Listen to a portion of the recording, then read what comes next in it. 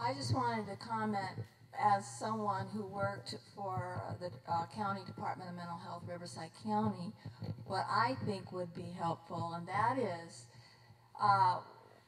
that when someone is coming in to see their psychiatrist, it needs to be more than 15 minutes.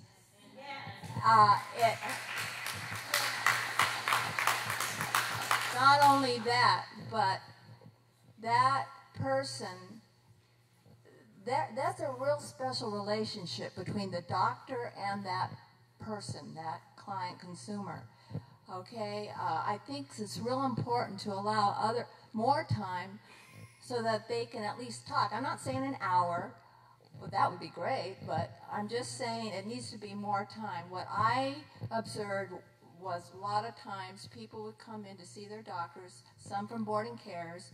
One person I recall had a death, her roommate died, and she was very depressed about it. I took her in to see her psychiatrist for a med services appointment, and she told the psychiatrist, and then the psychiatrist said, oh my God, we need to up your, and I forget what antidepressant it is. She said, but I want to talk about it. Can I talk about it? She had no one to talk about it with. Because she had the label of schizophrenia, she was not given a therapist, because it was considered that someone with a diagnosis of schizophrenia couldn't be helped by a therapist. That has got to stop. That has got to stop. What has also got to stop is you cannot deny people access to treatment if they refuse meds. When I did admission assessments, if the person said, if they said, I will not take antipsychotics, I couldn't open them up to services. Even though there were other services like case management or groups.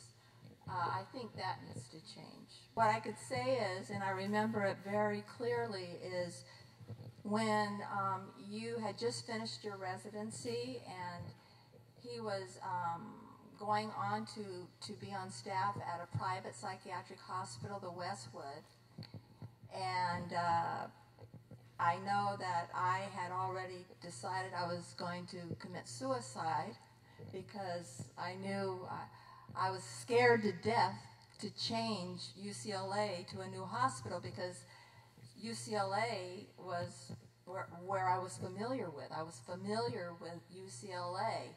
And you know, it's real important to have things you're familiar with. Anything out that's strange is really kind of terrifying at times when you're in that state. So I thought, what am I going to do? I won't know how to find my pie in the icebox, or I won't know how to evade the nurses weighing me. So I actually got despairing, thinking, oh, this is it. I am going to kill myself.